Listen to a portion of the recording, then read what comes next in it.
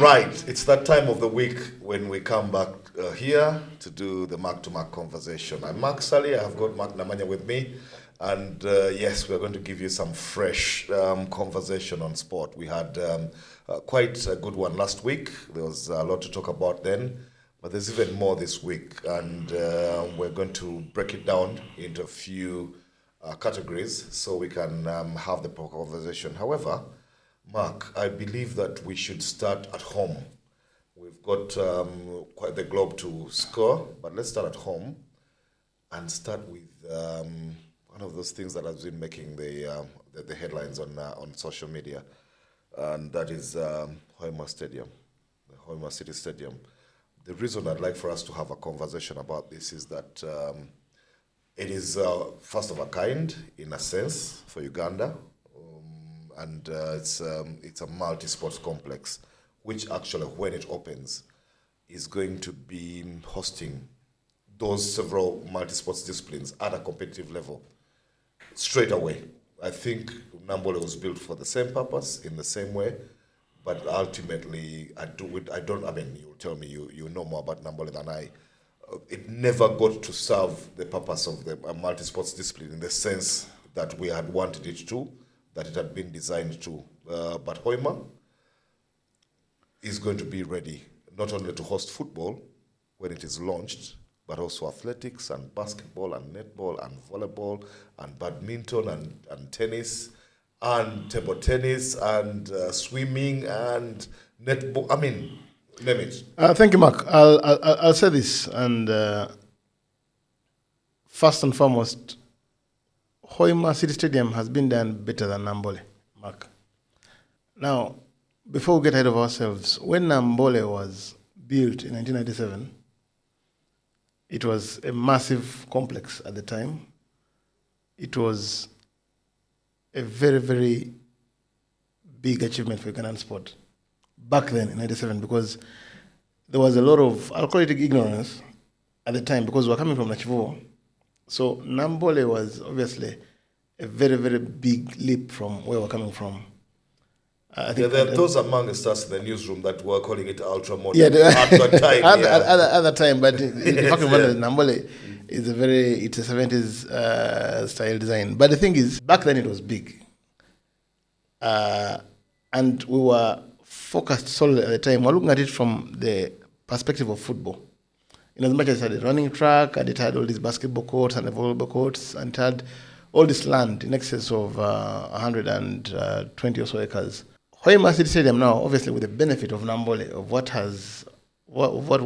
was done well and not done well at Nambole, Hoima City Stadium has been done in a way that it corrects the mistakes done at Nambole, because it's a multi-purpose facility which has been built using Ugandan money. Nambole was a grant. This is Ugandan money. This is taxpayers' money. So there's been a bit of thought. It's been Suma, the company which has constructed it, are very, very proficient in this industry. They're reputable, and they've done many stadiums elsewhere. So it is different, Mark, from something you've done out of taxpayers' money as opposed to one which has been given to you by the Chinese government. And because it has been built by a company and it has conformed to the CAF and FIFA standards, everything has been done well. And I haven't been there, Mark. but I will be there. Now, the challenges which are happening with Nambole is because we're trying to correct some of the things which were not done then to conform to the FIFA and CAF standards. And even after the first phase of the renovation, Mark, which cost to a tune of 100 billion shillings, there's going to be another phase. Nambole is going to be closed, and then there's going to be another phase of construction, to including the VIP boxes, to basically to redo many parts of the stadium, including the dressing moves. The dressing rooms being moved this other side. They're going to have, I think, 10 or 12 VIP boxes and many other things. So the media tribune, for example. The media tribune, and so now Hoima City Stadium do not are conforming to all these standards, and that's why I think for us as sports aficionados, we've got to be very, very excited, because it has been built on time and it's going to improve on the sporting infrastructure in the country, and it is going to go a long way in developing the sporting culture in the Bunyoro sub-region. Yeah, absolutely. It's just amazing that this has been pulled off in the time that it has. Everybody in Uganda, of course, now is familiar with the fact that this is perhaps one of the biggest infrastructure projects to be done this quickly, to conform to project timelines as well as quality. So it's been done very quickly as well as on time. It is going to host where, of course, it goes beyond what we've had before with Nambole and others, is that while you have the main stadium with a football pitch and 20,000 seater capacity and running track, you already have those executive boxes you're talking about, the VIPs and all. Right now, they're doing the fittings. When you look at the images, as you can see on the screen there, it is beautiful. It is unprecedented. We've not had anything like that before. And I like, sorry, Mark, I like the fact that it's a 20,000 seater, because there's no point in building a 60,000 seater in Hoima, because AFCON is going to come and end. But you want a facility which can be used, which can attract, which can fill up. And I think 20,000 makes sense given the distance between Kampala and Hoima. I think it's the kind of stadium you can use for league matches and any other events, even non-sporting events, because you can easily fill a 20,000 seater, and it's the kind of capacity which you can easily maintain. Yes, absolutely. On the football part alone, there's a lot of football that can be taken to Hoima. Yeah. And that starts, of course, with the national team, the senior national team, but goes all the way down to the junior national teams, the women, and all the way down to clubs. And league football and cup football can go to Hoima because it will be quite the standard. And it will be a great experience for traveling fans from all over Uganda. And I like the fact that with a facility like Hoima City Stadium, Mark, you can decongest Kampala, because is it written somewhere in stone that all matches of Cranes must be played in Kampala? No, they don't have to be. They don't have to be played in Kampala. Yeah. So there's plenty of football to go around, which can make that stadium. And I can guarantee that the people in Bunyoro region would feel absolutely Hoima Stadium for a Cranes game. They should be able to for a Cranes game, one. But also even for a domestic game like yes, they should. Chitara, yes, they should. Chitara yes, FC, they should. for example, they should be able to fill it. Yeah. But anyway, outside of that football, and the facilities which are more modern, of course, now, as compared to 1997, which is, 28 years ago, Hoima has benefited from modern technology, which wasn't there at the time, and also the experience of the contractors themselves, which which was not what we had when we were doing Nambole. But outside of that, we have that mini indoor arena. I shared pictures on social media earlier this week, and I could see the buzz. I shared pictures because it was the first time people were looking at the media, and you can see the pictures there. First time people were looking at it. Most of the images that had been coming out had been of the main stadium. But this is a sports complex. So that indoor arena is a 2,000-seater built to standard to host basketball, and that court is going to be beautiful. It also has, by the way, executive boxes. Yeah. Apart from the 2,000 seater ordinary, it has the executive boxes and the private ones. And it's got that court will do basketball, it will do volleyball and netball easily, to do badminton easily. It will do things like table tennis. Will have all the indoor games. Can have a boxing ring and all. But and it goes beyond just being one small mini arena. The Turkish guys have designed it to have an artificial curtain that can come down and cut it right down the middle. So you can actually have two events of two different sporting disciplines at the same time going on in that modern awesome. mini arena. That's it's beautiful. Amazing. That's and beautiful. Then, of course, outside of that complex, while you'd have thought it would be difficult to do a football stadium on its own in 18 months, even if it had a running track, these guys have been doing that arena around about the same time as that football stadium, but also the pool, the 25-meter pool, which some call semi-Olympic, Olympic size, is being done at the same time, and the outdoor courts as well, which will host the same in short, basketball, Mark, netball, and volleyball. To many people out there, when you mention Hoima City Stadium, what comes to mind is football.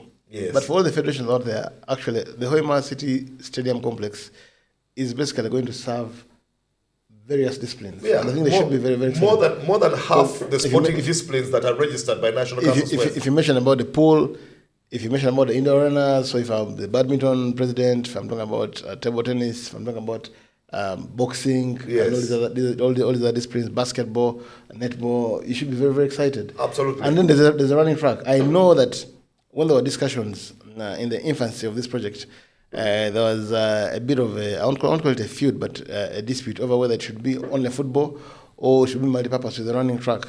But eventually, Yeah, the people who are going for the multi-purpose prevailed over the guys who wanted only the football. I know that the football guys were not happy about it. They would have wanted a stadium closed in without the running track to create a bigger, better atmosphere for football, considering especially that this land had been first secured by FUFA anyway for football. Yes. But I think ultimately, in the bigger picture, everybody will realize, including the football people, that it can work both ways and that it helps Uganda, first of all, to minimize costs, but and then to serve all purposes.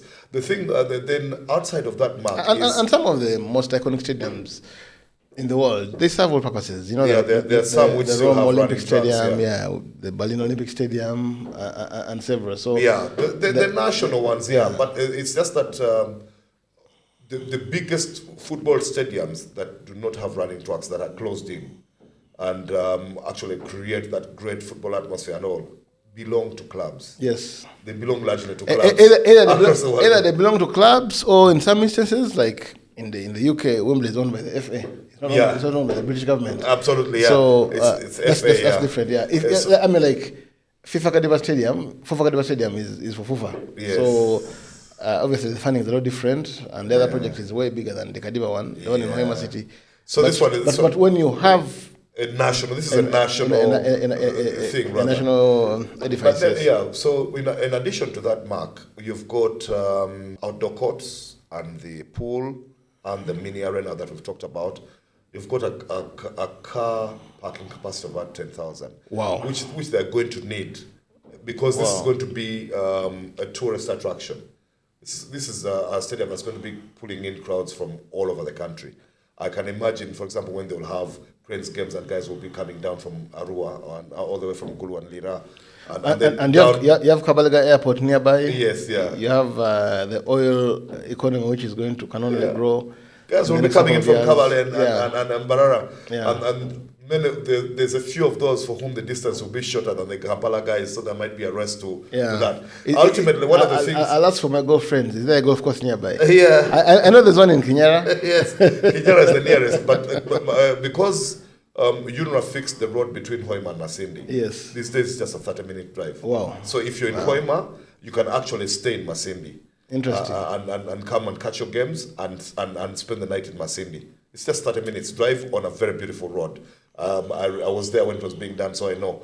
And then and actually this stadium complex, or Hoima City Stadium Complex, is actually along that road, because there's so many major roads coming. Mark, you've been to Hoima City Stadium, I haven't. How far is it from Hoima town? It's very near. Are you saying Hoima is closer to the town than Nambole is to Kampala City Centre?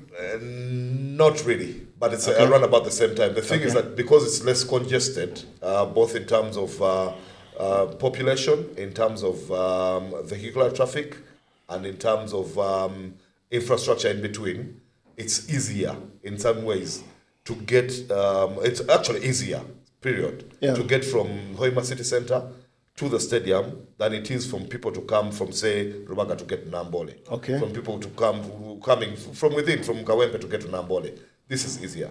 And you're saying, Mark, the stadium is going to be launched this year? Yeah, the target for SUMA, the one which they officially released, the handover they want to do, and one I think which government is incorporating, is actually December. Wow. December this year. Wow. There's talk on the ground, which is unofficial, talk on the ground from my colleagues, from the contractor, from the guys who are working in and out, that it's going to be ready way before that it could even actually be ready 30 days from when we're Well, talking. well, the images I've been seeing, Which it's ready. Which is end of October, Actually, it's so ready that Suma are beginning to decommission workers. Remember that they had more than 1,000 locals working on the contract, as well as several others from Turkey. There are Turkish guys who have come in, who are specialists in some of the more intricate things that are being done in the finishing, because it's at finishing level. I've just told you, for example, about the paneling and the wiring and everything in the VIP sections. And those boxes. I've seen the videos, Mark. It's totally different from. It looks good. It's obviously an all-seater. Nambole was an all-seater. Nambole only became an all-seater after the first phase. Yeah, you can imagine. And that was after 4 years. Yeah, we used to sit on concrete blocks and not seats. But these are seats already fitted. But having said that, so the concrete works, the earthworks, concrete works, and steel works were long done.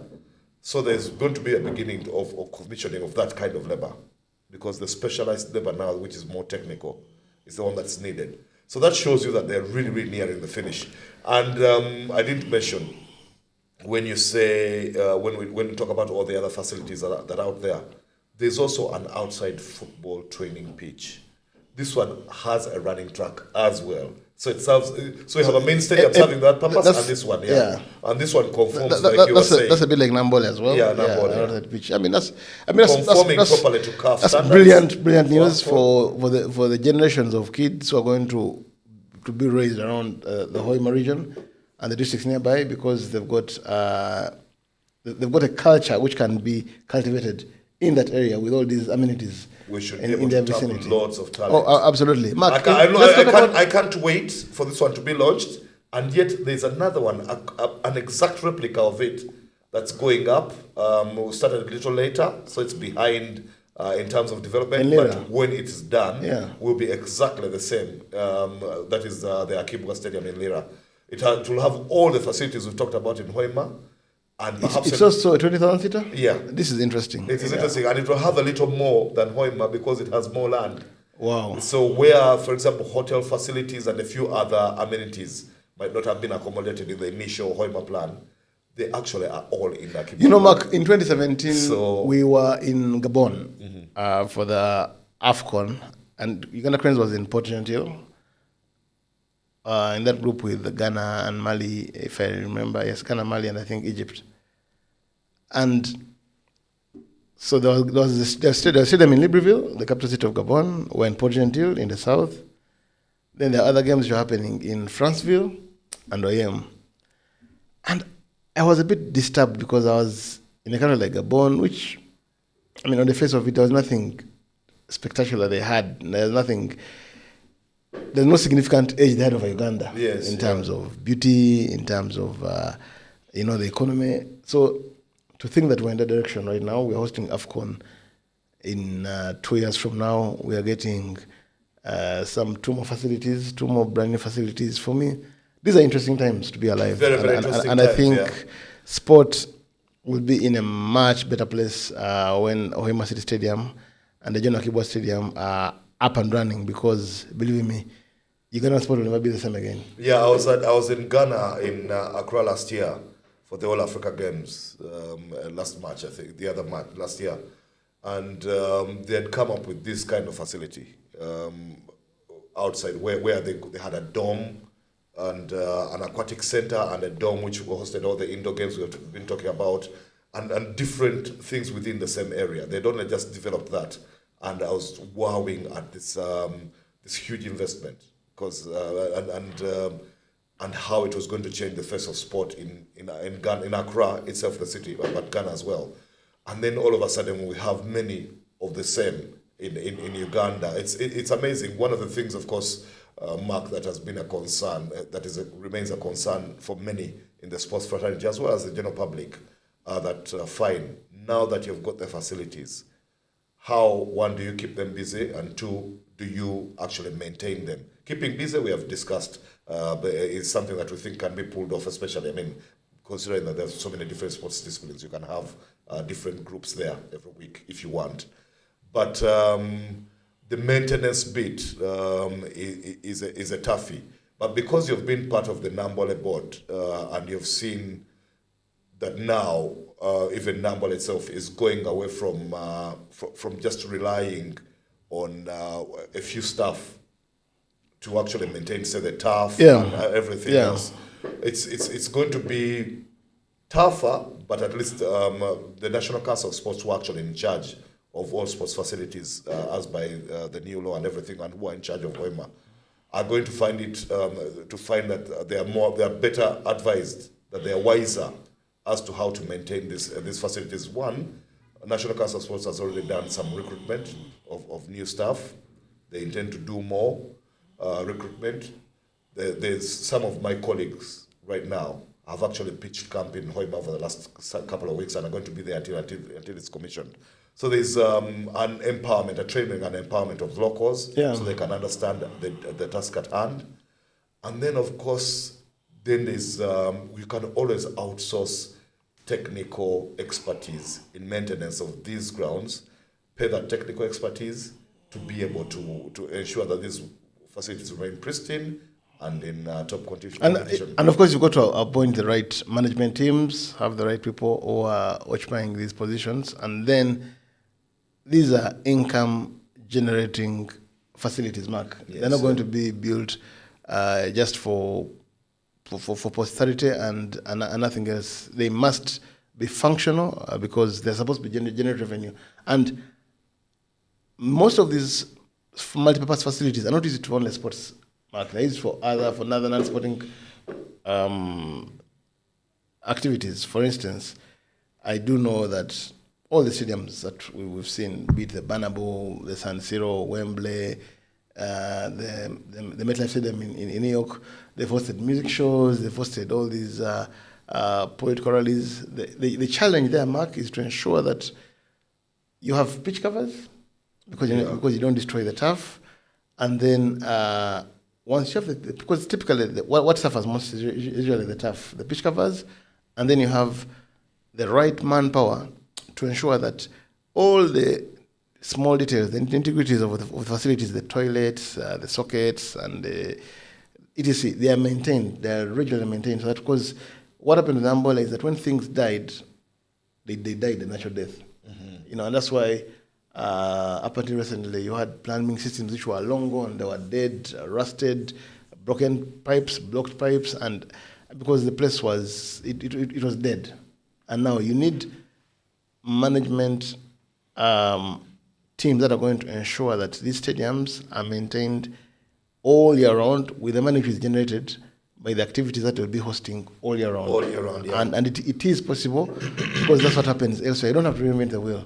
No. You just have to make sure that the basketball facilities, the volleyball facilities, the swimming pools are in use and they're operational. Yes. Because once they are and people are actually paying for these facilities, you're going to have the monies to pay for the staff and to maintain them. It's easier to maintain actually that absolutely, way. Yeah. Absolutely. And on top of that, of course, for each financial year, NCS will be getting a chunk of the sports budget to actually go towards maintenance of those facilities. Yeah. The sports budget has been increasing exponentially for the last few years, and members of parliament have bought into the whole sports culture thing. And you can never go wrong with sport and its uses. And so I'm happy that it took so long for the powers to appreciate this, but you can never go wrong with sport. Never. Yeah, so they passed the budgets, and Mr. Ramadan Gobi actually honors them by releasing, and so there can't be too many complaints on that front. And the first couple is into sport these days. So the first lady is the minister, and the president is the consultant. He was breaking down tactics like Rafa Benitez and Jose Mourinho. He's the technical consultant these days on all matters sports. So really, there you are. Let's leave Hoima now and the facilities as they are, Mark.